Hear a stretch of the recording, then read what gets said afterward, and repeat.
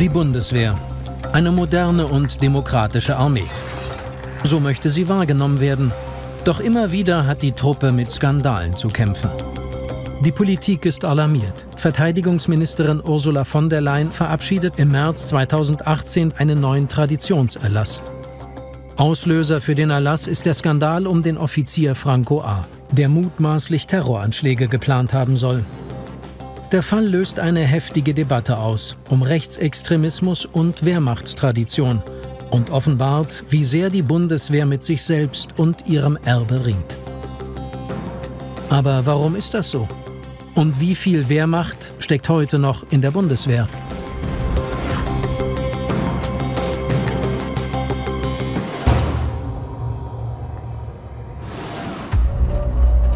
Die Kaserne Leclerc im französischen Illkirch bei Straßburg.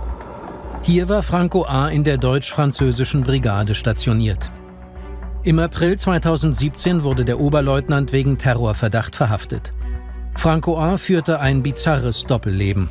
2 Jahre zuvor ließ er sich mit einer falschen Identität als syrischer Flüchtling registrieren. Ihm wird vorgeworfen, Anschläge geplant zu haben, um den Verdacht gezielt auf Asylbewerber zu lenken. In Franco A.'s Kaserne in Illkirch wurden in einem Aufenthaltsraum Wehrmachtsandenken entdeckt. Verteidigungsministerin von der Leyen reagierte. Angesichts einer Vielzahl verschiedener Skandale sah sie grundlegenden Handlungsbedarf. Da haben wir ein echtes Problem. Und zwar haben wir ein Problem der Haltung und der Führung vor Ort. Denn sonst hätten diese Fälle, die ganz unterschiedlich sind, von sexueller Herabwürdigung über Schikane bis hin zu Rechtsextremismus, sonst hätten diese Fälle nicht so lange unter der Oberfläche gehalten werden können und so lange gären können. Die Ministerin wollte durchgreifen, vor allem bei Rechtsextremismus und Wehrmachtskult. Nach den Funden in Illkirch ließ sie alle Kasernen der Bundeswehr nach Devotionalien durchsuchen. Gefunden wurde kaum etwas. Die Soldaten fühlten sich von ihrer Ministerin zu Unrecht verdächtigt und pauschal an den Pranger gestellt. Und dieses Vertrauen in die politische Leitung, aber auch in die militärische Führung, ist mit all diesen Maßnahmen völlig zu Bruch gegangen. Und die Moral in der Bundeswehr ist beschädigt worden wie nie zuvor in der Geschichte der Bundeswehr. Ministerin von der Leyen wollte trotzdem einen neuen Umgang mit Traditionen. Im März 2018 unterschrieb sie einen neuen Traditionserlass. Der Anlass ist fraglos die Vorkommnisse im Frühjahr, Sommer 2017. Also die Dinge, die wir in Illkirch fanden, Oberleutnant A. und solche Dinge. Das hat deutlich gemacht, dass wir tatsächlich Fehler in der Traditionspflege haben, die auch auf ein mangelndes Verständnis der Tradition hindeuteten. Sie haben auch vor allen Dingen deutlich gemacht, dass es Handlungsunsicherheit in der Truppe gibt. Der Traditionserlass zieht eine klare Trennung zur Wehrmacht. Nach über 60 Jahren Bundeswehrgeschichte. Wir haben jetzt mit dem neuen Traditionserlass erstmals detailliert gesagt, dass die Wehrmacht als Institution nicht traditionswürdig sein kann. Das sagt noch nichts über einzelne Personen aus, aber die Wehrmacht als Institution ist nicht traditionswürdig. Aber warum hat sich die Bundeswehr nicht schon viel früher so eindeutig abgegrenzt? Warum tut sie sich mit einer eigenen Identität und ihrem Erbe so schwer? Um das zu verstehen, muss man bis zu den Anfängen der Bundeswehr zurückgehen. Kriegsende. Nazi-Deutschland lag in Trümmern. Die Siegermächte beschlossen die volle Entwaffnung und Entmilitarisierung. Den Deutschen sollte der militärische Geist endgültig ausgetrieben werden. Doch die Vorzeichen änderten sich schnell. Der Kalte Krieg begann. Mit dem Koreakrieg wuchs auch in Europa die Angst vor einem Einmarsch der Roten Armee. Wenn der Westblock nicht so stark wäre, meine Freunde, ich bin überzeugt, ganz Deutschland wäre schon lange ein russischer Satellitenstaat. Bundeskanzler Adenauer nutzte die Gunst der Stunde. Schnell wurde er sich mit den Westalliierten einig. Westdeutschland sollte eine neue Armee bekommen, als Teil eines Militärbündnisses gegen die Gefahr aus dem Osten. Dazu pflegte Adenauer schon früh Kontakte zu einem diskreten Netzwerk aus ehemaligen Wehrmachtsoffizieren, die in privaten Zirkeln über eine neue deutsche Armee berieten. Ihr militärisches Wissen war nun wieder gefragt.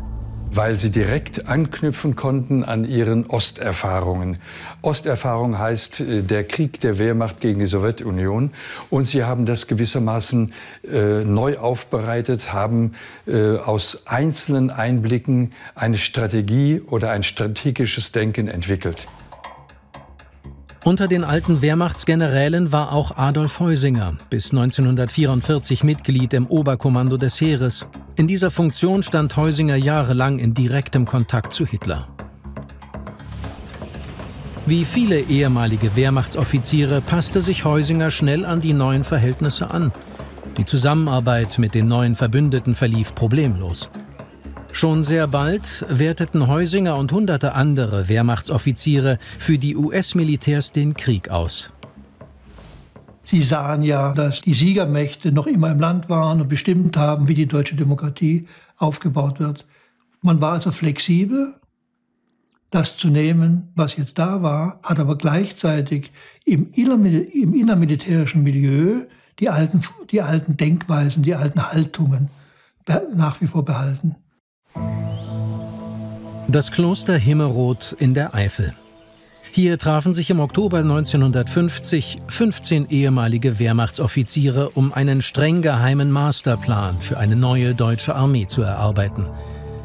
Die Himmeroder Denkschrift gilt als Magna Carta der Bundeswehr. Doch in den Sitzungen kam es zum Streit zwischen den sogenannten Traditionalisten, darunter Adolf Heusinger, und einem kleinen Kreis von Reformern. Die Traditionalisten schauten natürlich auf die sicherheitspolitische Lage und da ist der alte Feind der neue, nämlich Russland. Und da sagte man sich, ja, wir haben die Erfahrung im Zweiten Weltkrieg gegen Russland und was kann es Besseres geben, als auf die vermeintlich oder tatsächlich großartigen Leistungen der Wehrmacht zurückzugreifen. Also die neue Wehrmacht dann auch genauso aufzubauen, genauso zu trainieren, und es ging ja gegen den alten Feind. Als Reformer stach in Himmerod ein Mann hervor, Wolf Graf von Baudissin. Er wollte die Bundeswehr klar von der Wehrmacht abgrenzen. Baudissin hat sich in diesen Gesprächen sehr um das innere Gefüge, so hat es damals geheißen, verdient gemacht. Er hat deutlich zur Sprache gebracht, dass man nicht ein Weiter so vollbringen kann, sondern dass man neu denken muss. Die Bundeswehr kann nicht die Wehrmacht in optimierter Form sein. Das sahen die Traditionalisten anders. Bei der Formulierung des Abschlusstextes kam es zum Eklat. Baudissin hat permanent argumentiert und keiner seiner Sätze wurde aufgenommen. Und als die Anwesenden am Schlusstag mittags unterschreiben wollten, hat Baudissin sein Veto eingelegt, hat gesagt, ich unterschreibe nicht, ihr könnt das dem Kanzler schicken, was ihr da aufgeschrieben habt, aber das kann ich nicht mittragen. Um das Projekt nicht zu gefährden, folgte Heusinger Baudissin vor die Tür und bot ihm einen Kompromiss an. Und dann hat Baudissin tatsächlich gewissermaßen zwischen 12 und 1 Uhr mittags 5 oder 8 Sätze hineingefügt in das, was drin stand. Von dem Alten ist kein einziges Wort verändert worden. Baudissins wichtigster Satz in der Himmeroder Denkschrift lautet, dass ohne Anlehnung an die Formen der alten Wehrmacht heute grundlegend Neues zu schaffen sei. Der Streit im Kloster Himmerod war der Beginn eines Machtkampfes zwischen Traditionalisten und Reformern, der die Bundeswehr lange prägen sollte. Ein Kernproblem beim ganzen Aufbau der Bundeswehr, fängt 1950 in Himmerod an und zieht sich in gewisser Weise bis heute durch, ist ja, was steht im Fokus? Und für die einen steht im Fokus, Streitkräfte sind zur Verteidigung da, zur Anwendung militärischer Gewalt, zur Androhung oder wirklich zur Anwendung. Also die müssen militärisch effizient sein. Für die anderen ist das stärker ein, ich sage mal, innenpolitisches Projekt gewesen. Wir müssen die Streitkräfte mit der Demokratie versöhnen. Bei der Beurteilung der alten Wehrmacht dagegen machten Heusinger und die Traditionalisten keine Kompromisse. Sie forderten, die Diffamierung der Wehrmacht als verbrecherische Armee müsse ein Ende haben und der deutsche Soldat rehabilitiert werden. Der Wunsch traf bei Adenauer auf offene Ohren. Im Dezember 1952 gab Adenauer im Bundestag eine Ehrenerklärung ab. Sie liegt nur als Tonbandaufnahme vor. Ich möchte heute vor diesem Hohen Hause im Namen der Bundesregierung erklären, dass wir alle Waffenträger unseres Volkes, die im Namen der hohen soldatischen Überlieferung ehrenhaft zu Lande, auf dem Wasser und in der Luft gekämpft haben, anerkennen. Der Mythos der sauberen Wehrmacht war geboren. Die ehemaligen Soldaten und Kriegsheimkehrer nahmen ihn dankbar an.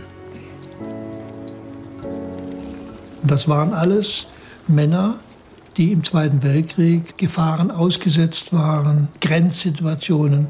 Und das schlägt sich an der Psyche eines Menschen massiv nieder. Das lässt ihn ja nie wieder los. Die Frage, ob das alles sinnvoll war oder sinnlos war, ob das gar verbrecherisch war, was diese Soldaten gemacht haben, das mochte sich keiner vorlegen. So war der Strohhalm, den jene Generäle geboten haben, die die Legende von der sauberen Wehrmacht angeboten haben, war natürlich sehr gefragt bei den Millionen ehemaliger Wehrmachtssoldaten und schon gar bei den Offizieren, die wieder eine Zukunft sich ausgemalt haben. Die Kaserne Kranenberg in Andernach in Rheinland-Pfalz. Sie gilt als Wiege der Bundeswehr. Hier traten am 20. Januar 1956 die ersten Soldaten an. Begrüßt wurden sie vom Bundeskanzler. Soldaten, Sie stehen vor einer Aufgabe, die durch manche Schatten der Vergangenheit und Probleme der Gegenwart besonders schwierig ist. Adenauer war am Ziel. Nur 10 Jahre nach Ende des Zweiten Weltkrieges hatte Deutschland wieder eine Armee. Der Aufbau konnte beginnen. Doch die Truppe steckte in einem Dilemma. Das Personal bestand großteils aus ehemaligen Wehrmachtssoldaten. Bald dienten mehr als 12.000 Wehrmachtsoffiziere in der Bundeswehr. Diese Wehrmachtssoldaten brachten natürlich ihre eigenen Mentalitäten, ihre Denk- und Verhaltensweisen aus der Zeit des Dritten Reiches, aus der Zeit des Zweiten Weltkrieges mit hinein. Gegen den alten Geist gab sich die Bundeswehr ein neues Leitbild, die sogenannte innere Führung. Schaffen Sie sich für Ihr Handeln einen festen Standpunkt, in dem Sie sich zu Ihren Verantwortungen bekennen. Die innere Führung wurde maßgeblich konzipiert von Wolf Graf von Baudissin, nun Oberst in der Bundeswehr. Der Soldat sollte jetzt ein Staatsbürger in Uniform sein. Hiermit ist ein Mann gemeint, der sich nicht nur um seinen Beruf, nicht nur um seine Tätigkeit als Soldat, sondern um das Gemeinwohl zu kümmern hat. Hier liegt ein großer und fundamentaler Unterschied zu dem Soldaten von früher. Wir alle haben bereits in den letzten Stunden ein über allem stehendes Leitmotiv herausgestellt. Die Soldaten sollten von nun an demokratische Werte verinnerlichen. Ganz knapp formuliert, die Soldatinnen und Soldaten sollen die Rechte, die sie verteidigen sollen, im täglichen Dienst auch erleben. Sie sollen Staatsbürger bleiben. Und auf der anderen Seite soll die innere Führung sicherstellen, dass die neue Bundeswehr, die neue Streitmacht, hochprofessionell und einsatzfähig ist. Abteilung! Halt! Doch gerade unter den Traditionalisten gab es viele, die das neue Konzept ablehnten. Sie befürchteten eine Verweichlichung des Soldaten und das Ende der Erziehung zur Härte. Einer der größten Kritiker ist ab 1956 ausgerechnet der neue Verteidigungsminister. Mit Franz Josef Strauß erhalten die Traditionalisten neuen Auftrieb. In allen Völkern der Welt hat der Soldat eine geachtete Stellung. Bei uns soll er von Überschätzung ebenso wie von Diffamierung frei sein. Haben Sie Vertrauen zu Ihren Soldaten? Haben Sie Vertrauen zu Ihren Offizieren? Ich denke, für ihn war die Wehrmacht das beste militärische Modell, was in Deutschland entwickelt worden war. Hochtechnisiert, der Blitzkrieg als Mythos. Ich denke, solche Dinge haben ihn bewegt. Daher wollte er diese neuen Modegeschichten wie die innere Führung ausdrücklich nicht, oder er hat sie auch diffamiert als inneres Gewürge. Es ist soweit. Die Ersten vom Jahrgang 1937 müssen sich melden. Die Wehrerfassung hat begonnen. Der Aufbau der Bundeswehr ging voran. Seit 1956 galt auch die Wehrpflicht. Jetzt musste jeder männliche Deutsche ab 18 zum Bund.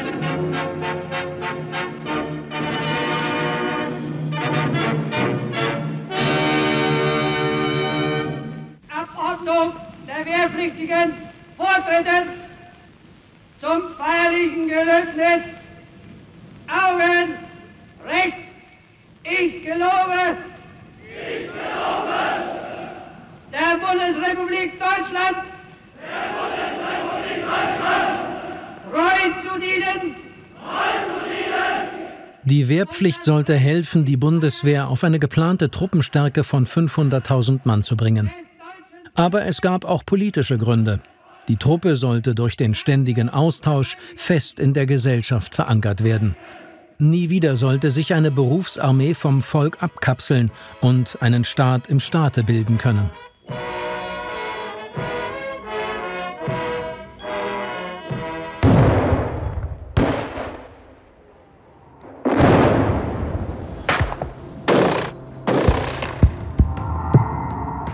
Aber nicht alle wollten als Soldat im Ernstfall schießen und töten müssen.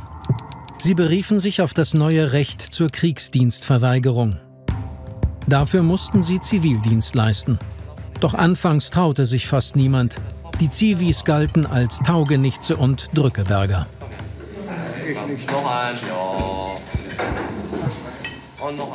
Das war das Schlimmste, was junge Männer machen konnten. Sie wurden nicht akzeptiert von der Mehrheit der Gesellschaft. Das muss man sehr klar sagen. Also ich habe noch Anfang der 70er Jahre in Kriegsdienstausschüssen gesessen.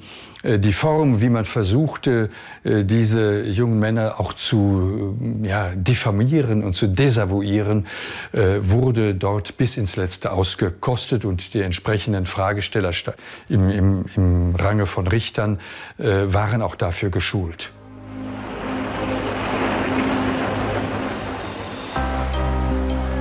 (1962) die Hamburger Sturmflut.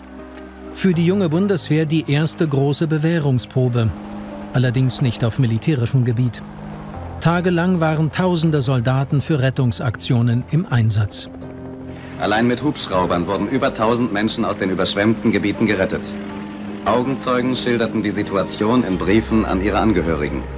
Die Hubschrauberpiloten der Bundeswehr vollbringen wahre Kunststücke. Sie sind fast pausenlos im Einsatz. Während der Sturm das Wasser noch gegen die Häuser peitscht, landen sie auf kleinstem Raum oder schweben zwischen Hochspannungsleitungen und Schornsteinen, um die Menschen zu retten. Also wir müssen sehen, dass der Einsatz der Bundeswehr bei der Flutkatastrophe der erste wirklich sichtbare, wenn man so will, sinnvolle Einsatz der Bundeswehr war. Ein ganz sichtbares Zeichen, ich sage mal, des Freund und Helfers. Der Aufbau der Bundeswehr wurde aber auch von Skandalen begleitet, die am Charakter der neuen Armee zweifeln ließen. Die Fallschirmjäger-Ausbildungskompanie in Nagold in Baden-Württemberg 1963. An einem sehr heißen Sommertag wurden Rekruten auf einen 17 Kilometer langen Hitzemarsch geschickt. Ein Soldat erlitt einen Kollaps und starb wenig später an den Folgen. Es zeigte sich, Schikanen waren in Nagold an der Tagesordnung. Diese Soldaten haben ihre Befehlsgewalt missbraucht. Sie haben also die jungen Rekruten geschunden auf erbärmliche Art und Weise. Es ist dort zu entwürdigenden Behandlungen gekommen, zu einem Missbrauch der Befehlsgewalt, zu einer Verachtung der Menschenwürde. Die anschließende Gerichtsverhandlung legte offen, dass Nagold kein Einzelfall war. Die Bundeswehr gab sich reumütig. Die gesamte Kompanie in Nagold wurde aufgelöst. In dem Tagesbefehl hieß es, die Vorgänge bei der Fallschirmjäger-Ausbildungskompanie 69 in Nagold sind eine Schande für das ganze Korps. Soldaten vor Ort aber sahen das anders.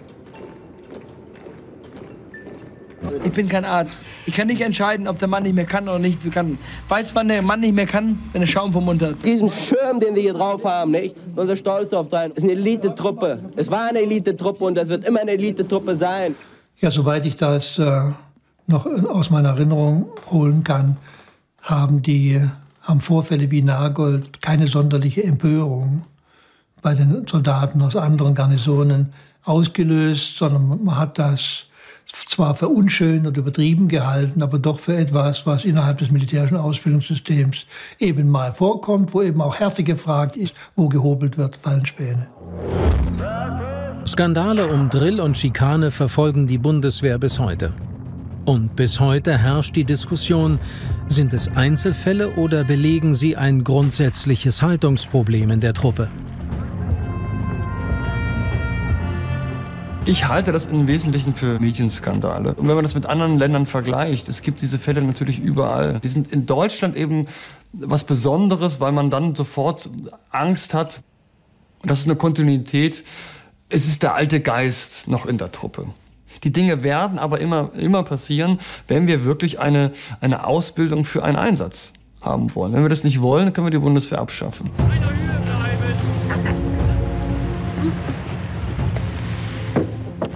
Man muss vielleicht wieder mal ins Gedächtnis rufen, was das Militär eigentlich ist. Es ist die Schule der Gewalt, die sich ein Staat hält. Und in diesem so beschriebenen Milieu ticken die Menschen etwas anders, erheblich anders sogar, als im zivilen Milieu. Und zu diesem anders Ticken gehören die entsprechenden Rituale und auch die gelegentlich in solche Exzesse ausarten. Insofern gibt es natürlich einen Zusammenhang. Mitte der 60er Jahre ging Wolf Graf von Baudissin in den Ruhestand. Wie viele der alten Wehrmachtsgeneration. Baudissins Vermächtnis, die innere Führung, gilt in der Bundeswehr bis heute. Doch ob die innere Führung von den Soldaten wirklich verinnerlicht wurde, ist umstritten. Baudissin macht dabei einen Denkfehler, meines Erachtens, dass die Motivation von Soldaten nicht in erster Linie über das politische System läuft. Das wünscht man sich vielleicht, aber alle Forschungen zeigen, so läuft das nicht, sondern Soldaten sind in fast allen Armeen der Welt wohl primär an einer Militärkultur interessiert oder an einer militärischen Binnenwelt. Und dieses Konzept von Baudissin war, glaube ich, oft einfach zu theoretisch, als dass es wirklich von der Truppe verstanden worden wäre. Auch Adolf Heusinger beendete Mitte der 60er Jahre seine Karriere. Er verließ eine Bundeswehr, die immer noch nicht wusste, an welche Vorbilder aus der Geschichte sie sich halten sollte. Vorgaben gab es keine. Es herrschte Orientierungslosigkeit. Es kam zu Traditionsübernahmen aus der Zeit der Wehrmacht. Es kam auch zu Schleifereien, wie in Nagold. Und da sah sich dann die Bundeswehr gezwungen, diesen Wildwuchs und diese Übergriffe abzustellen bzw. in die rechten Bahnen zu lenken. 1965 trat der erste Traditionserlass in Kraft. Doch der Text blieb vage. Das Wort Wehrmacht wurde überhaupt nicht erwähnt. Es ist so wachsweich, dass viele gesagt haben, also das, was dort geschrieben ist, das machen wir ja schon. Und viele Soldaten haben dann so weitergemacht wie zuvor, wurden aber auch unterstützt von der Bundeswehrführung. Hier haben wir auch einen Widerspruch einerseits zum Erlass und andererseits aber dann auch zu dem, was die Führung gemacht hat. Es wurden sehr, sehr viele Kasernen benannt nach Soldaten aus der Wehrmacht. Die Namen der Kasernen standen für Tapferkeit im Einsatz. Ein Beispiel: die Generaloberst-Dietl-Kaserne in Füssen. 1964 benannt nach Eduard Dietl, Hitlers Kämpfer der ersten Stunde, Parteieintrittsnummer 24. Dietl war ein Gebirgsjäger, er war ein überzeugter Nationalsozialist, ein Rassist und ein Antisemit.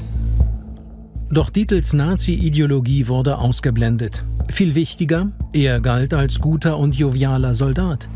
Der Streit um den Kasernennamen zog sich bis in die 90er Jahre. Es gibt keinen, der so beliebt war bei seinen Soldaten wie der General Dietl. Das war ein Obergefreitengeneral, mit dem konnte jeder reden. Die ganze Welt weiß, dass das ein Uralt-Nazi war. Die ganze Welt weiß, dass der Mann ein Kriegsverbrecher war. Als Namensgeber dieser Kaserne ist er aus meiner Sicht eine Zumutung für die junge Soldatengeneration und eine Beleidigung für die Opfer des Naziregimes. Erst 1995 hatte Dietl als Vorbild ausgedient. Die Kaserne wurde umbenannt. Diskussionen um Kasernennamen gibt es bis heute. Beispiel die Lent-Kaserne in Niedersachsen. Helmut Lent war Elitepilot und Kriegsheld der Wehrmacht. Erst jetzt soll der Name geändert werden. Wie kann ein Soldat vorbildlich sein, der tapfer gekämpft hat für ein verbrecherisches Regime? Wie kann ein Soldat, der Herausragendes im Zweiten Weltkrieg geleistet hat, sinnstiftend sein für die Soldaten heute im Einsatz? Gar nicht. Denn wer in den Krieg geht, muss sich immer vor Augen führen, die ethischen Dimensionen. Das haben diese Männer damals nicht getan. Deshalb können sie kein Vorbild sein. So tragisch wie es ist. Tapfer gekämpft, ja, aber falsche Sache. Und systemkonform einem Regime gedient, das einen Angriffs- und Vernichtungskrieg geführt hat. Die 70er Jahre. Die junge Generation feierte Love and Peace. Der neue liberale Zeitgeist entfremdete die Deutschen zunehmend von ihrer Bundeswehr. Die Gesellschaft hat sich aufgrund der 68er Revolution, des Vietnamkrieges fortentwickelt. Und in der Bundeswehr waren da die beharrenden Kräfte natürlich ein wenig stärker, was aber auch wieder klar ist, weil es doch eher eine konservativ ausgerichtete Organisation darstellt. In dieser konservativ ausgerichteten Organisation war das Verhältnis zur Vorgängerarmee immer noch unklar. Der Streit zwischen Traditionalisten und Reformern ging weiter. Laut Baudissin klare Gegensätze, die sich in Fronten gegenüberstanden. 1982 die Wende. Der amtierende SPD-Verteidigungsminister Hans Apel setzte in den letzten Wochen seiner Amtszeit einen zweiten Traditionserlass in Kraft. Neu ist an dem Traditionserlass zum ersten Mal ganz deutlich gesagt in der Ziffer 6, dass das Dritte Reich nicht traditionswürdig sein kann. Man hat sich noch nicht getraut zu schreiben, die Wehrmacht als Institution kann nicht traditionsstiftend sein für die Bundeswehr. Aber es ist ein erster Schritt. Die Traditionalisten, also die Rechte in der Bundeswehr, hat geschäumt über diesen Erlass. Und sie haben gesagt, das müssen wir so bald wie möglich revidieren. Und die Soldatenverbände im Umfeld der Bundeswehr haben ebenfalls Druck auf die Politik ausgeübt. Manfred Wörner, der neue CDU-Verteidigungsminister in der Regierung Helmut Kohl, stand klar bei den Traditionalisten. Wörner kündigte an, den neuen Erlass schnellstmöglich zu kippen. Minister Wörner wollte eine Restauration an der sauberen Wehrmacht. Er wollte Wehrmachtsfahnen als Regimentsfahnen verleihen. Er wollte dieses ganze Orientieren an der inneren Führung verhindern und wollte sie wieder zurückbauen hin zu einer Armee, die die Ziele der Wehrmacht wieder verwirklicht. Schließlich wurde der Traditionserlass doch nicht außer Kraft gesetzt. Trotzdem erreichte Wörner sein Ziel. Durch die Ankündigung, den Traditionserlass zu kassieren, hat Manfred Wörner diese Richtlinien torpediert. Und damit sind diese Richtlinien quasi vergessen worden. Nicht befolgt und dann vergessen worden. Die Bundeswehr blieb eine mehrheitlich traditionalistische Armee, die sich gerne abschirmte und keine Kritik aus den eigenen Reihen duldete. Dabei fordert die innere Führung gerade den selbstdenkenden Staatsbürger in Uniform. Die Praxis sah anders aus. 1983 gründeten 20 Offiziere den Arbeitskreis Darmstädter Signal. Der Arbeitskreis forderte mehr innere Führung und stellte sich öffentlich gegen die Nachrüstung von Atomraketen. Für die Bundeswehr eine Provokation. Es gab disziplinare Beschlüsse gegen Soldaten, es gab teilweise Versetzungen, Strafversetzungen. Es wurde auch versucht, es gab Gerichtsurteile und Gerichtsverfahren, Offiziere aus der Bundeswehr zu werfen. Und das zieht sich eigentlich bis heute durch mit der Bundeswehr und dem Darmstädter Signal. Es ist nun mal einfach nicht bequem, wenn Mitarbeiter Kritik äußern an ihrer Führung und an der Sicherheitspolitik der Bundesrepublik Deutschland. Abteilung! 2. Oktober 1990. Mit der deutschen Wiedervereinigung wurde die Nationale Volksarmee der DDR komplett aufgelöst. Hiermit entlasse ich Sie als Angehörige oder Zivilbeschäftigte der Nationalen Volksarmee aus Ihren Verpflichtungen. Fahne senken. Fahnenkommando, Gruppenfahne verpacken. 1956 gegründet, hatte auch die NVA zu Beginn auf Wehrmachtssoldaten zurückgegriffen. In ihrer Tradition berief sie sich unter anderem auf den kommunistischen Widerstand gegen das Naziregime. Nach der Wiedervereinigung übernahm die Bundeswehr 90.000 Soldaten. Viele Offiziere der NVA wurden um einen Dienstgrad herabgestuft, Generäle gar nicht übernommen. Ganz anders als bei den Wehrmachtsgenerälen um Adolf Heusinger bei der Gründung der Bundeswehr. Die Bundesrepublik war in einer anderen Situation 1955 als 1990. 1990, bei der Wiedervereinigung, gab es eine funktionskräftige Armee, die Bundeswehr, die man auch reduzieren musste, dann auf 370.000 Mann. Und es gab keinerlei Notwendigkeit, auf die Expertise von NVA-Generälen zurückzugreifen. Laut dem neuen Traditionserlass ist die NVA als Armee einer sozialistischen Diktatur für die Bundeswehr nicht traditionswürdig.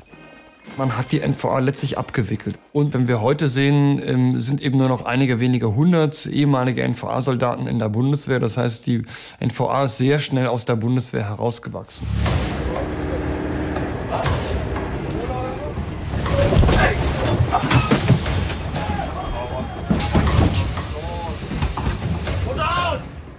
Training für den Auslandseinsatz. Mit dem Ende des Kalten Krieges wandelte sich die Bundeswehr in den 90er Jahren von einer Verteidigungsarmee zur Eingreiftruppe. 1999 folgte die erste Teilnahme an einem Kriegseinsatz im Kosovo. Mit der Neuausrichtung wurde die Wehrmacht als Vorbild wieder mehr diskutiert, auch auf der Führungsebene. Dass die Wehrmacht als ein mögliches Beispiel eben für die Armee im Einsatz diskutiert worden ist, kann man festmachen an Äußerungen vom Spitzenpersonal militärischer Art. Man kann es natürlich auch an dem Handbuch Einsatznah Ausbilden festmachen. In dem Lehrbuch finden sich Dutzende Erzählungen von Wehrmachtseinsätzen, um Bundeswehrrekruten auf einen Krieg vorzubereiten. Da geht ein Lanzerpathos davon aus, ja? Das ist, dass dieses Buch Einsatznah Ausbilden war eine Methode, um an den Soldaten, an den Mannschaftssoldaten zu kommen in der Ausbildung. Das sollte auf jeden Fall eine Stimmung vermitteln. Ein Beispiel von einem Panzervernichtungstrupp 1944.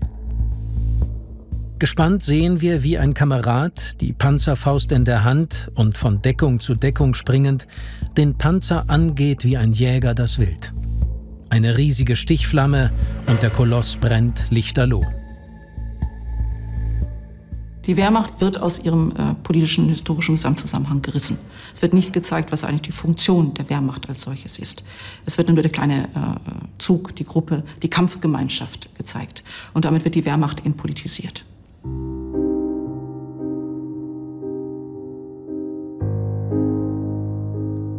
Mit der Wehrmachtsausstellung ab 1995 ist der Mythos der sauberen Wehrmacht endgültig zerstört. Die Ausstellung belegte, viele Einheiten und einfache Soldaten waren direkt an Kriegsverbrechen beteiligt. Was Historikern schon lange bekannt war, führte in der Öffentlichkeit zu heftigen Kontroversen und emotionalen Reaktionen, auch beim Militär. Ich war bisher immer der Meinung, dass die SS, der SD und wie die Organisationen alle hießen, dass die eigentlich dafür verantwortlich waren, was da passiert ist. Und dass die Wehrmacht aber unmittelbar damit beteiligt war, das ist mir neu. Ab 2002 wurde die Bundeswehr in Afghanistan stationiert. Erstmals kämpften Bundeswehrsoldaten auch in schweren Gefechten. In der Truppe sprach man nun von der Generation Einsatz. Also Afghanistan ist insofern von besonderer Bedeutung, weil die deutschen Soldaten zum ersten Mal gekämpft haben. Und die ganzen Fragen, die mit Kämpfen zu tun haben, auch die ethischen Fragen, töten, verwundet werden, posttraumatische Belastungsstörungen jetzt in größerer Zahl, aber auch Kämpferethos. Es gibt Leute, die wollen kämpfen, die wollen raus, ja, wir wollen uns bewähren im Kampf. Da gibt es einfach einen Clash von den Kämpfern, sage ich mal, die sich auch über den Kampf definieren, mit Teilen der Zivilgesellschaft. Die Deutschen tun sich schwer mit einer Bundeswehr im Krieg. Viele Soldaten klagen über mangelnde Unterstützung und Desinteresse. Sie fühlen sich von Gesellschaft und Politik im Stich gelassen. Wenn diese Rückendeckung aus der Gesellschaft nicht da ist, auch die Politik zeigt wenig Interesse daran, ihre Soldaten zu unterstützen, dann suchen die sich auch, ja, wie soll ich sagen, andere Identifizierungsmerkmale, vielleicht auch andere geschichtliche Traditionen und andere Sinnbilder als die innere Führung, weil sie ja sehen, dass das irgendwie nicht funktioniert. Aus der Bundeswehr ist zu hören, dass vor allem junge Soldaten mit dem Konzept der inneren Führung immer weniger anfangen können. Gerade in den Auslandseinsätzen verliert sie an Bedeutung. Dagegen rückt ein neues, altes Kämpferideal in den Vordergrund. Es stärkt sich der Chorgeist, sie halten zusammen und machen das Ganze für sich selbst, für die Elite, die sie herausbilden, nämlich den archaischen Kämpfer, der das für sich selbst und seine Kameraden macht und nicht mehr das Ganze hintendran, die ganze verweichlichte Demokratie auch noch mit einschließt in seine Überlegungen. In dieser Militärkultur, die ohne politische Überzeugungen allein das Kriegshandwerk in den Mittelpunkt stellt, werden auch Vorbilder aus der Wehrmacht wieder hoffähig. Gerade bei den Kampftruppen des Heeres ist es so, dass sicherlich eine Mehrheit sagt, nein, die Wehrmacht in Teilen, in bestimmten Ausnahmefällen gehört nach wie vor zu uns. Das mögen wir nicht wollen. Aber es gibt einfach in der Kampftruppe diese Trennung von militärischem Handwerk und Politik. Diese Trennung will die politische Führung nicht. Damit will die politische Führung einen Strich machen. Aber seit der Geschichte der Bundeswehr gibt es einen erheblichen Anteil der Soldaten, die diese Trennung einfach vollführt. Jeden Tag.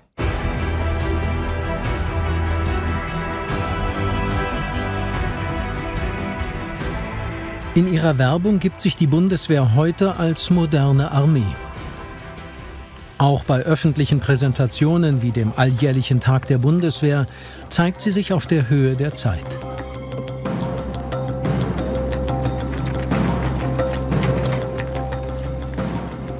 Dazu passt, dass heute auch Frauen den Dienst an der Waffe leisten.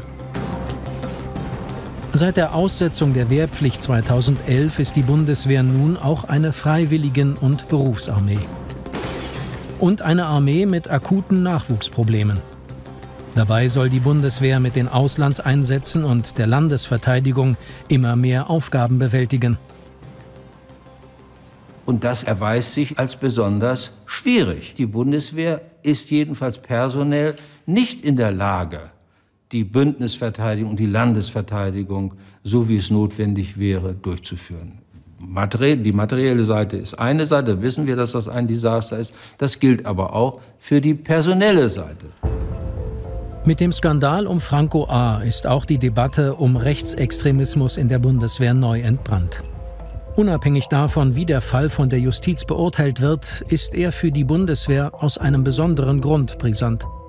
Franco A.'s rechtsextreme Gesinnung war in der Truppe lange bekannt. Schon 2014 war er mit einer rassistischen Masterarbeit aufgefallen. Diese Arbeit enthielt völkische, rassistische, fremdenfeindliche Konnotationen. Ich habe einige Passagen gelesen, stimmt unzweideutig. Und der Skandal beginnt damit, nicht, dass Franco A., würde ich sagen, hier völkische Positionen besetzt hat, sondern dass die gesamte Hierarchie der Offiziere in der Bundeswehr bis hin zum Leiter des Heeresamtes gesagt haben, wir müssen das tragen, wir müssen das tolerieren. Dieser Mann ist ein guter Soldat, er braucht eine zweite Chance. Da liegt das Problem.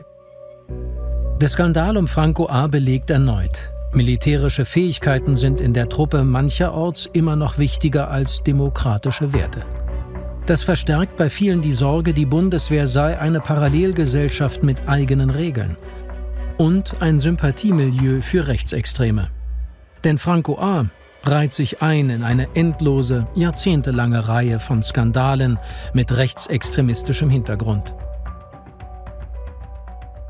Das weiß man ja, wenn man sich in der Bundeswehr auskennt. Da ist alles ein wenig nach rechts verrückt, was in der Öffentlichkeit als rechtsradikal angesehen wird, wird in der Bundeswehr sozusagen als konservativ definiert. Also das ist schon mal so eine generelle Beobachtung, die ich gemacht habe. Und aus diesem Grunde werden viele Ereignisse, die an sich nicht geduldet werden dürfen, die gar nicht vorkommen dürfen, werden kleingeredet, werden nicht zur Anzeige gebracht. Viele Soldaten dagegen fühlen sich zu Unrecht in die rechte Ecke gestellt. Sie sagen, das Problem werde völlig überbewertet. Es wird deshalb überbewertet, weil der Eindruck entsteht, die Bundeswehr würde sozusagen Rechtsextremismus produzieren. Die Bundeswehr produziert keinen Rechtsextremismus, die Bundeswehr bekämpft Rechtsextremismus. Die Gesellschaft produziert Rechtsextremismus und die Bundeswehr importiert den über die jungen Männer, die zur Bundeswehr kommen. Auch die Bundeswehrführung bestreitet, ein wachsendes Problem mit Rechtsextremismus zu haben. Ich glaube nicht, dass die Bundeswehr ein größeres Problem mit Rechtsextremismus hat als in den vergangenen Jahren. Sicherlich üben Streitkräfte eine faszinierende Wirkung für diesen Personenkreis aus. Wir haben die Uniformen, hierarchische Strukturen, wir gehen mit Waffen um. Das ist für diesen Personenkreis sicherlich attraktiver als andere Arbeitgeber. Aber unsere Zahlen geben es nicht her. Nach Franco A. sind in der Truppe die Meldungen von rechtsextremistischen Verdachtsfällen in die Höhe geschnellt. Die Bundeswehr erklärt das mit einer gestiegenen Sensibilität. Laut Ministerium ist die Anzahl der Verdachtsfälle und der erkannten Rechtsextremisten seit der Aussetzung der Wehrpflicht 2011 aber deutlich zurückgegangen. Insgesamt wurden von 2008 bis 2018 rund 200 Bundeswehrangehörige als Rechtsextremisten bewertet. Trotzdem überprüft die Bundeswehr nun alle Bewerber genauer. Wir durchleuchten heute jeden Freiwilligen, den wir bekommen. Das haben wir bislang nicht machen können, auch nicht machen wollen. Wir sehen den Bedarf und glauben auch, dass wir insbesondere jetzt bei freiwilligen Wehrdienstleistenden und bei Mannschaftsdienstgraden ein besseres Bild haben. Verteidigungsministerin Ursula von der Leyen will mit dem 3. Traditionserlass jetzt endlich Klarheit schaffen und neue Orientierung geben. Lange Zeit war das Thema der Führung zu heikel. Man ist bewusst nicht an einen neuen Traditionserlass rangegangen, weil man gesagt hat, dann gibt es wieder Diskussionen, dann tragen wir das wieder in die Gesellschaft, dann gibt es wieder Kritik an der Bundeswehr. Also man hat ganz bewusst gesagt, wir wollen keinen neuen Traditionserlass. Dann kam Franco A. und dann musste man was tun. Nach der Unterzeichnung des Traditionserlasses benennt Ursula von der Leyen in Hannover eine Kaserne nach einem in Afghanistan gefallenen Bundeswehrsoldaten um. Dem Hauptfeldwebel Tobias Lagenstein. Ein Zeichen für einen Neuanfang. Die Bundeswehr will nun ihre eigene Geschichte in den Mittelpunkt ihrer Tradition stellen. Auf diese Geschichte darf die Bundeswehr unendlich stolz sein. Sie ist sinnstiftend. Sie ist das Fundament unserer Zukunft. Ob aber mit dem neuen Erlass nun alle Probleme gelöst sind, bleibt fraglich. Der Geist der Vergangenheit ist sicherlich viel, viel schwächer geworden, aber er ist nach wie vor noch da und wir werden in den nächsten Jahrzehnten auch immer noch uns damit beschäftigen, auch kritisch beschäftigen und es wird nicht ruhig um die Bundeswehr werden, wir werden auch weitere Skandale haben. Das wird sich, glaube ich, nicht vermeiden lassen. Und Umsicherung! Marschbahn! Die Geschichte zeigt, in Teilen der Bundeswehr existiert bis heute eine Militärkultur, für die vor allem das reine Kriegshandwerk zählt, ohne Bindung an demokratische Werte. Das begünstigt Schikanen, Rechtsextremismus und eine Verehrung der Wehrmacht. Dies sind die Gründe, warum sich die Bundeswehr mit ihrem Erbe bis heute so schwer tut.